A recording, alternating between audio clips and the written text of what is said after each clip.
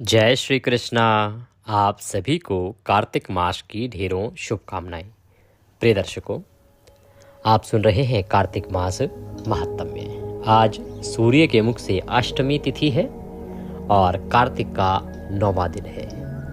कारण ये कि कार्तिक मास महात्म्य हम जब सुनाना शुरू करते हैं तो उसकी शुरुआत होती है पूर्णिमा से। आश्विन पूर्णिमा से कार्तिक महात्म्य शुरू होता है।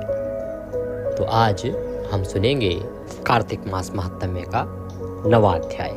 अभी वर्णन चल रहा है जलंधर की कथा का। आपने सुना कि किस प्रकार से जलंधर का उद्गम हुआ। भगवान शंकर का अंश कहा जाता है वह जलंधर। अत्यंत बलवान है, अत्यंत बलशाली है। और जब जलंधर पैदा होता है तो ब्रह्मदेव को समुद्रदेव बुलाते हैं उसका नामकरण करने के लिए। नामकरण किया जाता है, जलंधर नाम रखा जाता है। क्यों रखा गया, कैसे रखा गया, इसके विषय में हम पहले भी चर्चा कर चुके हैं। जलंधर बड़ा ही शूरवीर होता है। ब्रह्मदेव उसे अनेकों वरदान देते हैं। इसके परिणाम स्वरूप वह किसी भी चीज से भय नहीं खाता। अतः वह जलंधर सभी राक्षसों को पुनः पाताल से निकालकर और पृथ्वी पर ले आता है। जो देवताओं से पहले राक्षस भय खाते थे, अब वो निर्भीक होकर सभी पर अत्याचार करने लगते हैं। तदुपरांत जलंधर स्वर्ग पर आक्रमण कर देता है। स्वर्ग की राजधानी अमरावती को घेर लेता है। देवेंद्र अर्थात देवराज इंद्र और सभी दानवों के बीच में भयंकर युद्ध होता है। इस युद्ध में अंततः दानवों की विजय होती है। क्यों? क्योंकि दानवों के जो गुरु हैं शुक्राचार्य, उन्हें संजीवनी विद्या ज्ञात है। वो एक अकेले ऐसे जीव हैं जिनके पास संजीवनी विद्या के मंत्र हैं। वह क्या करते हैं कि जैसे ही राक्षसों का कोई सैनिक मरते हैं वो उन मंत्रों द्वारा उन्हें पुनः जीवित कर देते हैं। अब क्योंकि देवताओं की ओर जो देवगुरु बृहस्पति हैं उनको जीवित संजीवनी मंत्र तो नहीं पता, परंतु उनका द्रोणाचल पर्वत से बड़ा लगाव है। दोनों की मित्रता है और द्रोणाचल पर्वत पर संजीवनी बूटी औषधि उत्पन्न होती है। अतः द्रोणाचल पर्वत बार बार देवगुरु बृहस्पति को वह संजीवनी बूटी दे देता है और उस औषधि से देवगुरु भी अपने देवताओं को जीवित कर देते हैं। ये बात जब शुक्राचार्य को ज्ञात होती है तो शुक्राचार्य एक उपाय करते हैं। कहते हैं जलंधर से कि तुम ऐसा करो, उस पर्वत को ही गायब कर दो, हर लो, उसका हरण कर लो, चुरा लो उसे। ना वो मिलेगा देवगुरु को, ना देवता जो मर रहे हैं वो जीवित हो पाएंगे और इनको भागना ही पड़ेगा। ऐसा ही जलंधर करता है। वह पल भर में ही उस पर्वत को उठाकर समुद्र में डुबो देता है। इस प्रकार से वो औषधि मिलनी देवताओं को बंद हो जाती है। और जब देवगुरु बृहस्पति ये जानते हैं कि जो पर्वत है उसको डुबो दिया गया है तो वो देवताओं से कहते हैं कि अब इसको नहीं रोका जा सकता, भागो, क्योंकि ये शंकर का अंश है, इसे कोई नहीं मार सकता स्वयं शंकर के सिवा। देवता जो है वहां से भाग जाते हैं, पर्वतों की कंदराओं में छुप जाते हैं।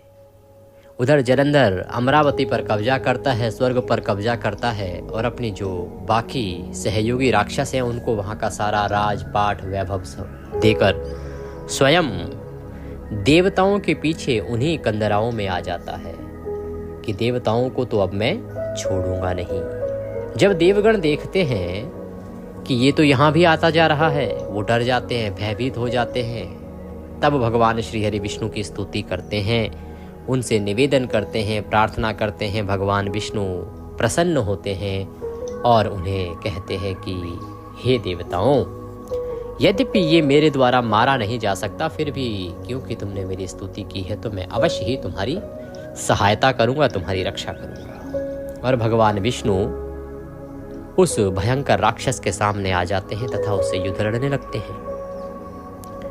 दोनों के बीच बड़ा भयंकर युद्ध शुरू हो जाता है, घमासान युद्ध। कभी तीरों से, कभी तलवारों से, कभी गदा से एक दूसरे पर प्रहार करते हैं। मल्ल युद्ध हो जाता है। इस प्रकार भयंकर युद्ध को देखने के बाद भगवान विष्णु कहते हैं कि हे जलंधर, मैं तुम्हारी इस युद्ध कला से और तुम्हारे बल से बड़ा प्रसन्न हूं। अगर तुम वरदान चाहते हो तो मांगो, क्या चाहते हो मैं तुम्हें वर दूंगा। और फिर तुम तो मेरे साले हुए, क्योंकि तुम भी समुद्र से पैदा हुए हो और मेरी धर्मपत्नी लक्ष्मी भी समुद्र की बेटी है। इस नाते तुम मेरे साले हुए और हम दोनों के बीच तो युद्ध शोभा ही नहीं देता। तब जलंधर कहता है कि हे विष्णु, यदि तुम मुझे सच में वर देना चाहते हो और मुझसे प्रसन्न हो तो मुझे वर दो कि तुम मेरे महल में अपने सभी अनुचरों, देवगणों आदि के साथ निवास करो। यह वरदान मांग लेता है जलंधर। भगवान नारायण कहते हैं कि तथास्तु, और उसके बाद वो अपने इस वरदान को फलित करने के लिए जलंधर के महल में अपने सभी गणों के साथ पहुंच जाते हैं, देवी लक्ष्मी को साथ लेके। जब वो जलंधर तीनों लोकों पर राज कर लेता है, अब जलंधर त्रिलोकी का राजा बन गया है। तीनों लोकों पर केवल जलंधर का राज है और किसी का नहीं। परंतु वह राज में एक मिसाल स्थापित करता है। वो राज कर रहा है, वहां पर वो अपनी संतान की भांति जनता का पालन कर रहा है। उसके राज्य में ना कोई दुखी है, ना गरीब है, ना ही कोई परेशान है और ना ही कोई बीमार। सभी प्रसन्न हैं और खुशहाल जीवन व्यतीत कर रहे हैं। इस प्रकार का राजकाज जलंधर ने अपने यहाँ पर स्थापित किया है। अब हम उससे आगे का वृतांत सुनेंगे कि किस प्रकार से धर्मपूर्वक राज्य शासन करते हुए जलंधर भगवान शंकर से भिड़ जाता है। आगे का वृतांत आज की कथा में। कथा आरंभ करते हैं। आपसे निवेदन है कि यह कार्तिक मास महात्म्य की कथा का वीडियो है, तो कृपया वीडियो को एक बार लाइक अवश्य कर दीजिएगा। अपने कार्तिक स्नान को सफल बनाने के लिए, भगवान का आशीर्वाद प्राप्त करने के लिए कमेंट बॉक्स में अवश्य लिखिएगा जय श्री हरि या ओम नमो भगवते वासुदेवाय। जितना लिखा जाएगा उतना कल्याण होगा। आप देख रहे हैं देवभूमि ज्योतिष संस्थान का प्रतिष्ठित यूट्यूब चैनल देवभूमि धार्मिक। हम यहाँ पर सभी व्रत और त्योहारों की सही शास्त्रीय जानकारी प्रदान करते हैं। ज्योतिष शास्त्र और पंचांग के आधार पर बताते हैं कौन सी तिथि कब है, व्रत आदि कब करना है, क्या विधि है, क्या नियम है और क्या गलती नहीं करनी है। यदि आप सभी व्रत और त्योहारों की सही शास्त्रीय जानकारी पाते रहना चाहते हैं तो कृपया चैनल को सब्सक्राइब कीजिए और बेल आइकन को प्रेस कीजिए। जब आप सब्सक्राइब का बटन दबाएंगे तो वहाँ एक घंटी का निशान बना हुआ आएगा, उसे अवश्य दबाइएगा। आइए आज का अध्याय आरंभ करते हैं। परम पूज्य गुरुदेव की चरणों की वंदना करते हैं। गुरुर्ब्रह्मा गुरुर्विष्णु गुरुर्देव महेश्वरः गुरुर्साक्षात् परब्रह्म तस्मै श्री गुरुवे नमः। बोलिए गुरुदेव महाराज की जय। या देवी सर्वभूतेषु मां सरस्वती रूपेण संस्थिता नमस्तस्यै नमस्तस्यै नमस्तस्यै नमो नमः।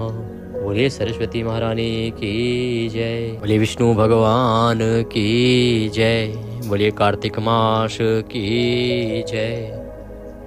आप सभी दर्शकों को, आप सभी श्रोतागण को मेरा नमस्कार। नारदोवाचः समां संपूज्य विधिवदान देवेंद्रोति भक्तितः। नारद जी कहते हैं कि हे पृथुनाम राजा, जब मैं भगवान श्री हरि और माता लक्ष्मी के दर्शन करने के लिए जलंधर के राज्य में गया, क्योंकि नारद जी ने विचार किया कि अब भगवान तो जलंधर के यहीं रहते हैं, तो चलो जलंधर के यहाँ दर्शन कराते हैं। जब मैं भगवान के दर्शन करने के लिए जलंधर के शहर में, जलंधर के नगर में और जलंधर के महल में गया तो जलंधर ने विधि पूर्वक बड़ी भक्ति से मेरा पूजन किया। जो एक नियम है, मेरे जैसे तपस्वी के आने पर कोई भी उत्तम बड़ा राजा जिस प्रकार से विधि पूर्वक पूजन करता है, उसी प्रकार से जलंधर ने मेरा पूजन किया, यद्यपि वह राक्षस था। और फिर हंसकर बोला, हे नारद जी, आप किधर से आते हो? क्या देखा जिसके वास्ते यहाँ आए हो, सो हमको हुक्म दो। कि हे देवऋषि नारद, आप कहाँ से आ रहे हैं और अहोभाग्य ऐसा आपने आज हमारे यहाँ क्या देख लिया जिसके लिए कि आप यहाँ पधारे हो? आप हमें आज्ञा दीजिए। नारद जी बोले, हे दैत्येंद्र, हम कैलाश को गए थे, वहां पार्वती सहित शंकर को देखा। कैलाश सैकड़ों कल्प वृक्ष और कामनाओं से व्याप्त, मणियों से प्रकाशित, आयुत योजन अर्थात 40 कोश विस्तीर्ण है। उसे देख के मेरे मन में बड़ा वितर्क हुआ कि 3 लोक कहीं भी ऐसी रिद्धि होगी या नहीं। जैसी रिद्धि मैंने कैलाश में देखी, क्या कहीं और भी वैसी रिद्धि है क्या तीनों लोकों में? यह मेरे मन में आया। तब तक तुम्हारी समृद्धि की याद आ गई और उसी समय मुझे याद आया कि इस त्रिलोकी में सबसे बड़ा संपन्न और समृद्ध तो केवल एक जलंधर ही है। तो मुझे उसी समय तुम्हारी याद आ गई, और जब तुम्हारी याद आ गई सो मैं देखने के लिए आ गया कि क्या यहाँ पर उतनी रिद्धि है जितनी कैलाश पर भगवान शंकर के यहाँ है। तो हम ये देखने के वास्ते ही तुम्हारे पास आए हैं। तुम्हारी समृद्धि तो देखी, परंतु स्त्री रत्न रहित देखी कि हे जलंधर, तुम समृद्धवान तो हो, तुम्हारी बड़ी समृद्धि है, परंतु जो स्त्री रत्न होता है ना, वह तुम्हारे पास नहीं है, उससे रहित है तुम्हारी समृद्धि। इससे शंकर जी से ज्यादा समृद्धिमान और कोई नहीं है। हे जलंधर, इससे ये निर्णय होता है कि इस त्रिलोकी में सबसे अधिक समृद्धिमान केवल और केवल भगवान शंकर हैं। वे कैसे हैं? रोग रहित, कामदेव के शत्रु, जटाजूट बांधे, विश्व जिनके तंत्र में, आत्मा जिनके वश में।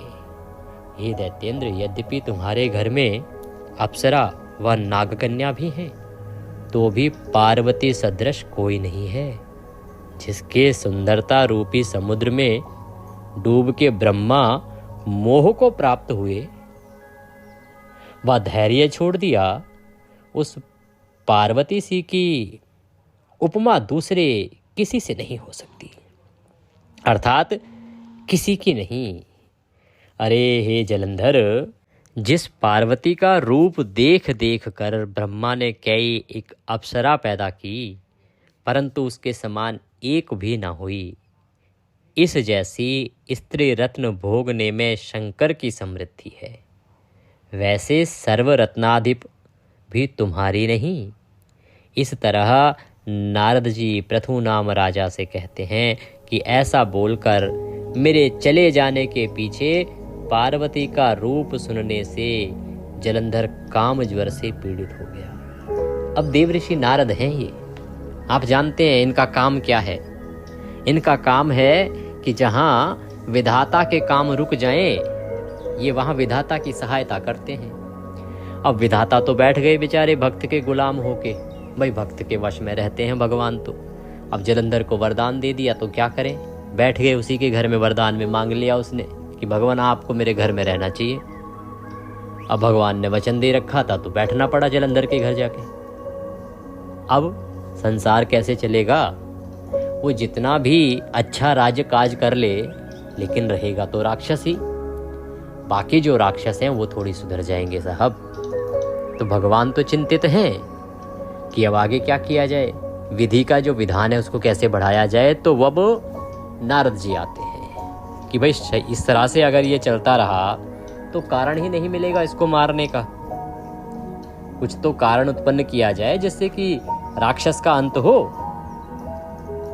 तो इसीलिए नारद जी आते हैं, और जैसे ही नारद जी देवी पार्वती के रूप का बखान करते हैं, जलंधर काम ज्वर से पीड़ित हो जाता है। आप इस प्रकार से सोचिए कि कोई आपके सामने किसी अद्भुत वस्तु का या अद्भुत ऐसी चीज की तारीफें कर दें तो आप उसे देखने के लिए लालायित हो जाएंगे। फिर वो एक राक्षस था, काम ज्वर से पीड़ित हो गया।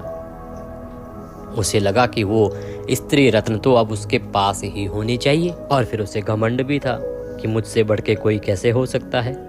तब विष्णु जी की माया से मोहित जलंधर ने राहु को बुला के शंकर के पास भेजा। अब भगवान विष्णु की भी माया तो है ही, आप सभी जानते हैं त्रिगुणमयी माया है भगवान की। तो उस माया के वश में भी उस माया का भी असर हुआ जलंधर पे। तो उसने क्या किया कि राहु को बुलाया और भगवान शंकर के पास दूत बना के भेजा।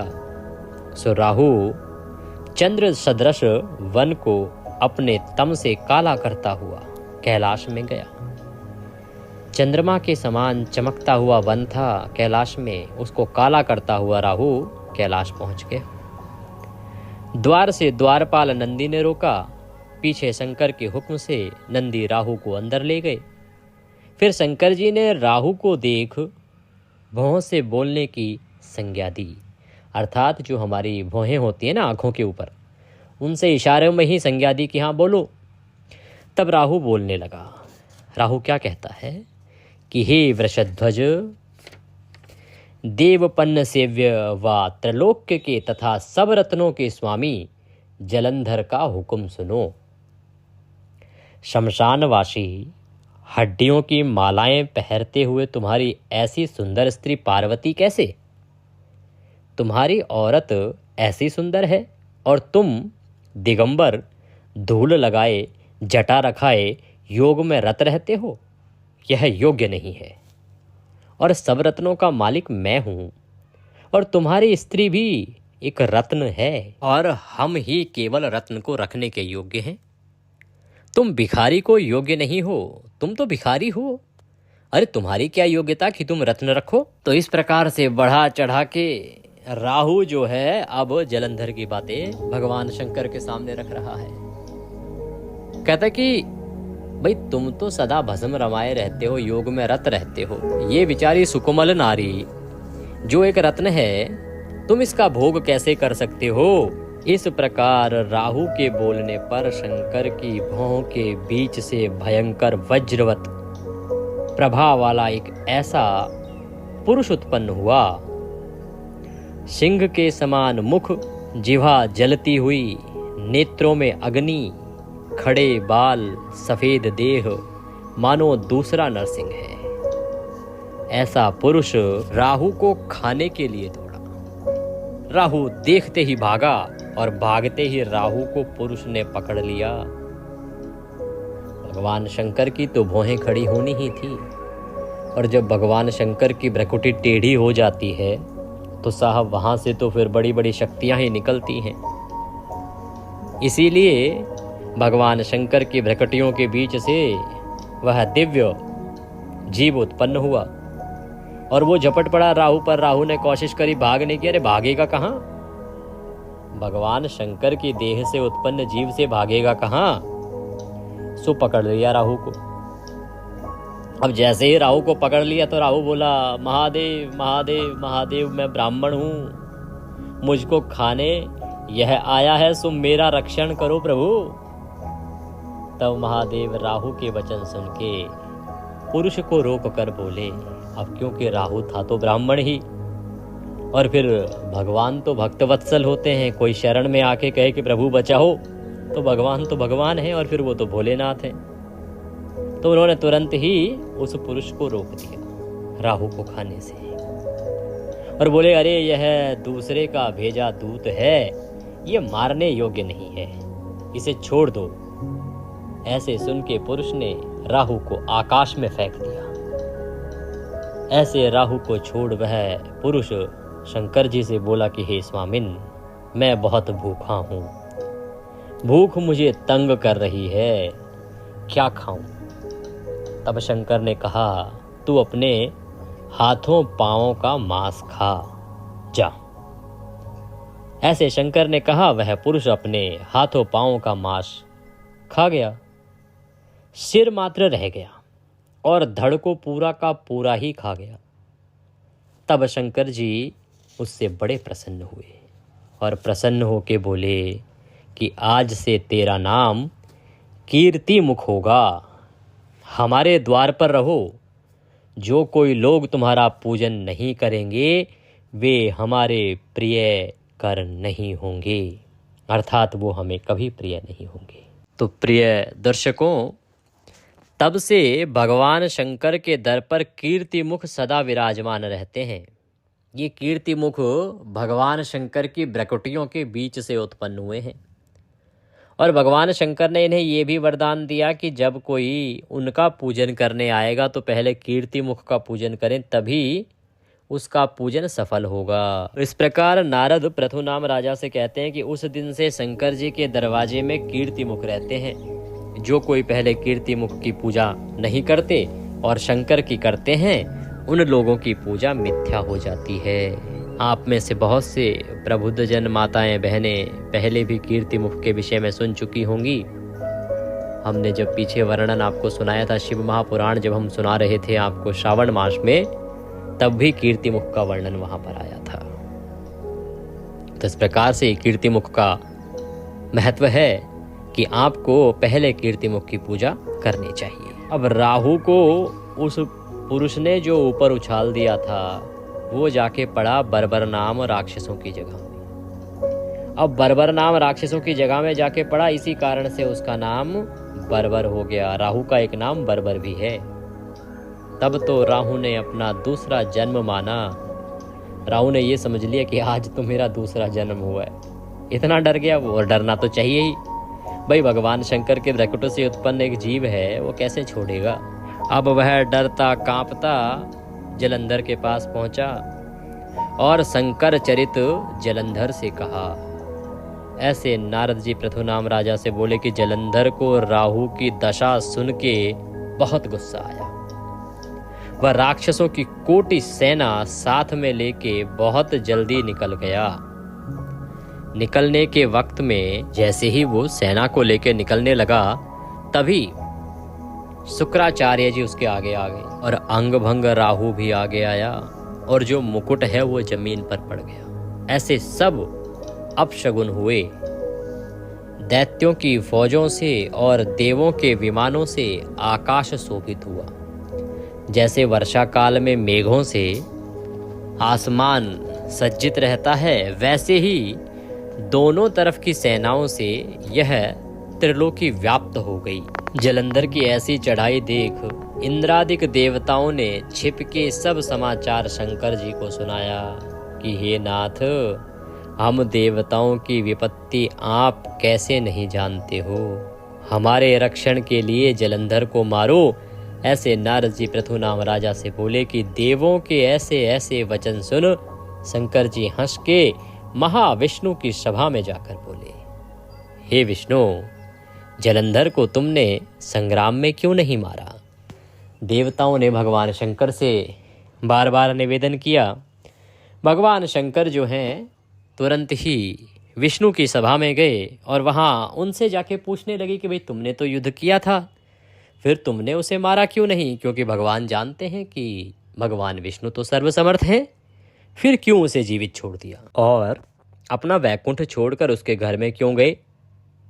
इस प्रकार से भगवान शंकर पूछते हैं। तो ऐसे वचन सुनकर भगवान विष्णु कहने लगे कि हे भगवान शंकर, वह तुम्हारे अंश से उत्पन्न है और लक्ष्मी का भाई है, इससे हमने उसे नहीं मारा, तुम इसको मारो। तब ऐसे वचन सुन शंकर जी बोले, हे विष्णु, हे महातेजस्वी, इन हथियारों से नहीं मर सकता।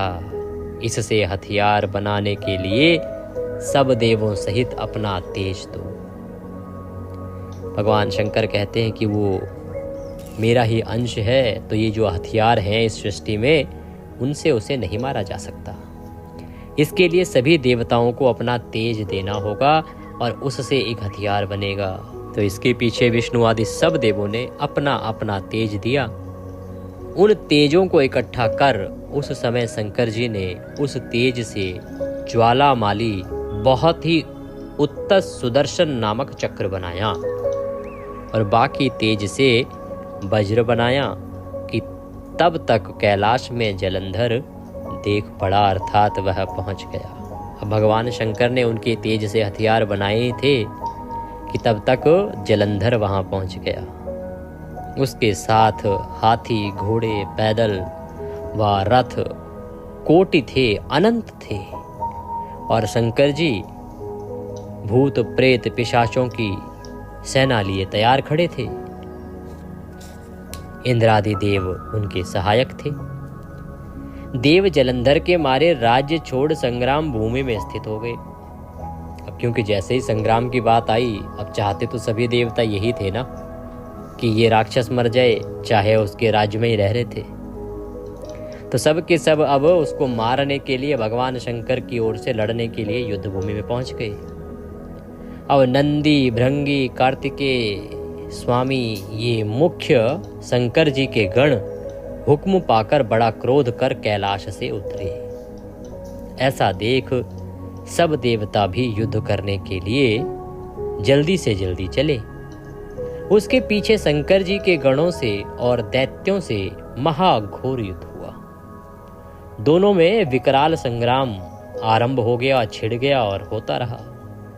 जिस युद्ध में ढोलों के, शंखों के, मृदंगों के, रथों के, घोड़ों के, हाथियों के तथा वीरों के शब्द से पृथ्वी कांपने लगी, शक्ति, तोमर, बाण, मुसल, पट्टिश व फरसा इत्यादि हथियारों से कैलाश भर गया। जैसे उल्काओं से मारे हुए हाथी, घोड़े, रथ व पैदल करके पृथ्वी ऐसे शोभित हुई जैसे वज्र सहित शशिखंड।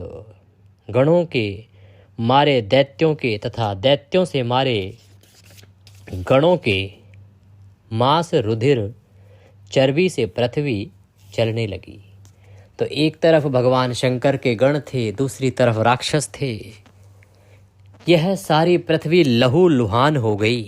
हर तरफ रुधिर ही रुधिर, चर्बी ही चर्बी, मांस ही मांस फैला पड़ा था। युद्ध में गणों से मारे गए दानवों को शुक्राचार्य मृत संजीवनी विद्या से फिर जिला देते थे, क्योंकि शुक्राचार्य के पास तो मृत संजीवनी विद्या थी। तो राक्षसों की जो भी सेना मरती उसको वो पुनः जीवित कर देते थे। ऐसा देख सब भूतों के गण करे व शंकर जी से आकर बोले, अब इसके पीछे शंकर के मुख से महाभयंकर ताल जंघा कंदरा के तुल्य मुख स्तनों से वृक्षों को तोड़ती ऐसी एक कृत्या उत्पन्न हुई। वह कृत्या युद्ध में आकर दानवों को खाकर शुक्राचार्य को योनि में डाल अंतर ध्यान हो गई। हाथ जब भगवान शंकर के गणों ने देखा कि शुक्राचार्य तो मरी हुई सेना को, राक्षसों को पुनः जीवित कर रहे हैं अपनी विद्या से, उन्होंने भगवान शंकर के पास जाके कहा कि प्रभु ऐसे कैसे जीतेंगे। तो भगवान शंकर ने एक अत्यंत ही भयानक कृत्या उत्पन्न की। वह आ गई युद्ध मैदान में। अब वो राक्षसों को मार नहीं रही थी, वो पूरा साबुती निगल जाती थी। अब ना रहेगा बांस और ना बजेगी बांसुरी। अब जब राक्षस रहेगा ही नहीं तो जीवित किसे करोगे शुक्राचार्य। वो यही नहीं रुकी, उसने उठाया शुक्राचार्य को, दाढ़ी पकड़ कर अपनी योनि में छुपा लिया। अब ढूंढो कहाँ है शुक्राचार्य, और उसको वहां पर छुपाकर वो अंतर ध्यान हो गई। ऐसे पकड़े शुक्राचार्य को देख युद्ध दुर्मद शंकर के गण मारने लगे। अब तो जोश आ गया भगवान शंकर के गणों में कि बस अब हो गया काम, अब तो हम मार देंगे राक्षसों को। इसके पीछे गणों के डर से दुखित दानवों की फौज ऐसी भागी जैसे पवन के वेग से तृण समूह हो, जैसे हवा से तिनकों का समूह उड़ जाता है, वैसे भगवान शंकर के गणों को देख के अब दानवों की सेना भागने लगी। ऐसे भागी फौज को देख जलंधर के सेनापति क्रोध युक्त शुंभ तथा निशुंभ, पराक्रमी कालनेमी, ये सभी आ गए। ये तीनों महाबली गणों को रोक वर्षा काल में मेघों जैसे बाणों की वृष्टि करने लगे। तब तो उन दैत्यों के बाणों से सबके सब दिशा पट गए, आकाश रोक दिए गए। जैसे टिड्डियों का समूह आक्रमण करता है उस प्रकार से बाणों से आच्छादित हो गए। तब गणों की फौज कांपने लगी। पहने बाणों से कटे गण रुधिर बहाते मानो बसंत ऋतु के फूले पलाश के जैसे। ऐसे छिन्न भिन्न गिरते पड़ते शंकर के गण संग्राम छोड़कर भागने लगे। तब भागी ऐसी अपनी फौज देखकर नंदी, गणेश, कार्तिकेय स्वामी बहुत जल्दी कालनेमी को रोकने के लिए दौड़े और कालनेमी को रोका। तब तो गणेश आदिकों को देख दुर्मद शुंभ आदि जोड़ी जोड़ी से युद्ध करने आए। कालनेमी नंदी के, शुंभ गणेश के और निशुंभ कार्तिकेय स्वामी के प्रति दौड़ा, अर्थात इनसे युद्ध करने लगे। इतने में कालनेमी और शुंभ ये दोनों बाणों से गणेश जी को मारने लगे। जैसे कोई भाले से हाथी को मारे, गणेश को पीड़ित देख बड़े बली वीरभद्र कोटि भूत लिए बड़े वेग से दौड़े। अब जैसे दोनों राक्षस गणेश जी के पीछे लगे, तो आगे वीरभद्र अनगिनत भूत साथ में लिए मैदान में आ डटे।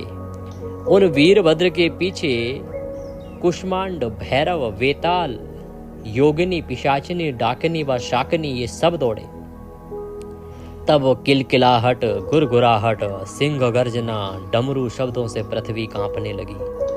भगवान शंकर के बड़े भयानक गण आ गए अब मैदान में। तब भूत व प्रेत नाचने, कूदने और दानवों को खाने लगे। अप्सराएं नाचने लगी। तब निशुंभ ने कार्तिकेय स्वामी के मोर को 5 बाण खींच के छाती में मारे तो वह मूर्छित हो गया और गिर गया। तब कार्तिकेय स्वामी जब तक अपनी शक्ति लेवे तब तक निशुंभ ने बड़े वेग से अपनी शक्ति से मारा। तब तो नंदी ने कालनेमी के घोड़ों को 7 बाणों से मारा। एक बाण से सारथी को मार गिराया। कालनेमी ने नंदी का धनुष काट दिया। तब नंदी ने कालनेमी की छाती में त्रिशूल मारा। त्रिशूल से कटी छाती वाला, मरे घोड़े वाला, सारथी से रहित कालनेमी पहाड़ पर चढ़ के नंदी को मारने लगा। ऐसे ही गणेश और शुंभ परस्पर मारने लगे। नंदी तथा कार्तिकेय स्वामी बहुत जल्दी बाणों से दैत्यों को मारने लगे। गणेश ने 1 बाण से, शुंभ 3 बाण से सारथी को और जमीन में मार गिराया। उसके पीछे शुंभ अति क्रुद्ध हो 7 बाणों से गणेश को, 3 बाणों से चूहे को मार मेघ के समान गरजने लगा। तब चूहा चिल्ला के भागा तो गणेश भी गिर गए और पैदल हो गए और कुल्हाड़े से शुंभ के हृदय में मार जमीन में उसको गिरा दिया। फिर चूहे पर सवार हुए। तब कटे कुटे, गिरे पड़े, मरे खाए दैत्यों से सेना मलिन, दुखी व व्याकुल हो गई। तब पीड़ित फौज देख ऊंचे पताका वाले रथ में सवार होकर जलंधर गणों के सामने आ गया। उस समय उन दोनों फौजों में सिंह गर्जना तथा हाथी, घोड़े, रथ, शंख, नगाड़े ये शब्द हुए। तब जलंधर के बाणों से आकाश भर गया। बोले शंकर भगवान की जय। इसी के साथ आज का यह अध्याय यहाँ पूर्ण होता है। कल हम सुनेंगे इससे आगे का वृतांत, कैसे भगवान शंकर और जलंधर का भयंकर युद्ध होता है। उस भयंकर युद्ध में क्या परिणाम होता है, भगवान विष्णु कौन सी लीला करते हैं। याद रखिएगा कि यहाँ पर जो ये वृतांत आरंभ हुआ है ना, इसके पीछे प्रश्न क्या था। प्रश्न ये था, मुनियों ने पूछा था सूत जी से कि सूत जी, कार्तिक मास में आपने तुलसी की बड़ी अधिक महिमा कही है। तुलसी के बिना तो भगवान भोग भी स्वीकार नहीं कर रहे हैं, तो आखिर क्या कारण है कि तुलसी भगवान को इतनी प्रिय हुई।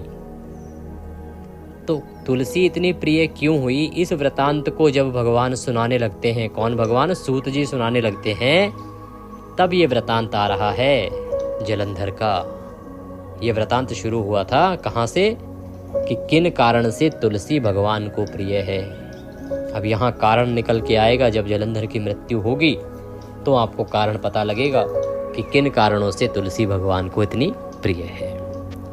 कल हम आगे का अध्याय करेंगे। प्रिय दर्शकों, दिवाली नज़दीक है। दिवाली से संबंधित संपूर्ण जानकारी की वीडियो चैनल पर उपलब्ध है, अवश्य देखिएगा। कुछ पूछना चाहते हैं, कहना चाहते हैं तो कमेंट बॉक्स के माध्यम से या व्हाट्सएप का जो नंबर स्क्रीन पर आ रहा है, जो दक्षिणा के लिए भी है, यदि दक्षिणा आदि भेजना चाहें तो उस पर भेज सकते हैं। QR कोड भी साथ में दिया है, उसको स्कैन करके भी भेज सकते हैं। आप व्हाट्सएप के माध्यम से जुड़ सकते हैं। कुंडली आदि यदि दिखाना चाहते हैं तो उसके लिए समय आप बुक कर सकते हैं, और पत्रिका आदि, जन्म पत्रिका आदि बनवाना चाहते हैं तो वह भी आप बनवा सकते हैं। स्क्रीन पर 900 से जो नंबर आ रहा है उस पर आप संपर्क करें और सुविधा का लाभ उठाएं। भगवान नारायण सब पर कृपा करेंगे। जय श्री कृष्ण।